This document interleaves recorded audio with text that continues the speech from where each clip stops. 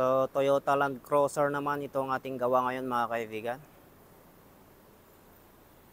So, ang ating gagawin dito ay magtatanggal tayo ng ito. Itong kanyang oil fan. So, tatanggalin natin to. So, ang problema kasi, kaya natin tatanggalin ay ito. Itong kanyang thread. Ay, sira na. Dito mismo, sa loob. Ayan. Yung thread ay ubos na. So, ito yung naglagay na dati ng silicone. Mapapansin nyo dito. Ayan.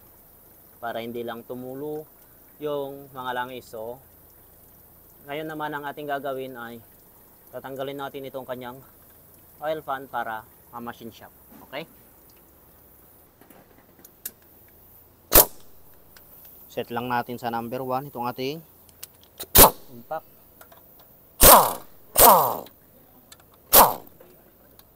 Sino ba maklik?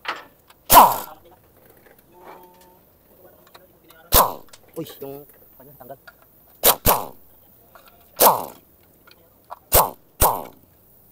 Mainit-init pa. Nang bayaran. Pagdating ng bayaran, din ang binayaran.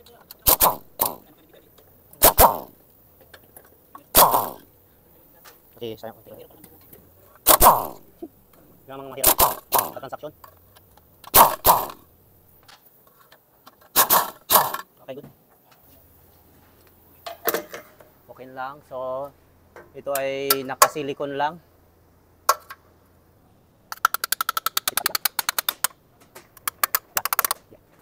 Kasi ang dapat kanya yung pumunti. Pagod yan. Hindi ito.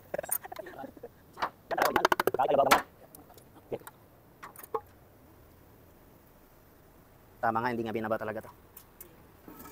So, ayan mga kaibigan, natanggal na natin itong kanyang oil fan.